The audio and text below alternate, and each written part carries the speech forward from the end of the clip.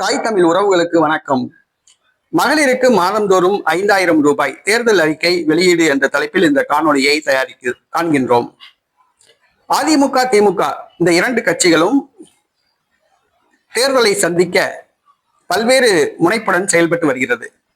பொதுவாக மக்களை கவர்வதற்காக பல இலவச திட்டங்களை தேர்தல் அறிக்கையில் வெளியிட திட்டமிட்டுள்ளன.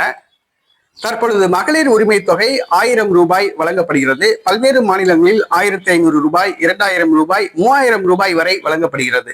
ஆக வருகிற சட்டசபை தேர்தலில் பொதுமக்களுடைய வாக்குகளை கவர்வதற்காக நியாய விலை கடைகள் மூலமாக பொங்கல் பரிசாக தமிழக அரசு 5000 ரூபாய் மகளிருக்கு வழங்க திட்டமிட்டது. தற்பொழுது தேர்தல் நெருங்கிவிட்டதால் இரண்டு கட்சிகளும் தேர்தல் அறிக்கை வெளியிட முன்வந்துள்ளன. அதற்காக மகளிர் வாக்குகளை கவர்வதற்காக இரண்டு கட்சிகளும் போட்டி போட்டுக்கொண்டு இலவசங்களை அறிவிக்க திட்டமிட்டுள்ளன.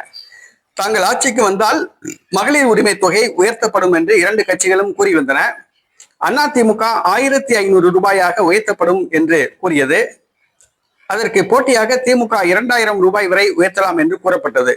ஆனால் தற்பொழுது மகளிர் உரிமை தொகை 5000 உயர்த்தப்படலாம் என்று கூறப்படுகிறது.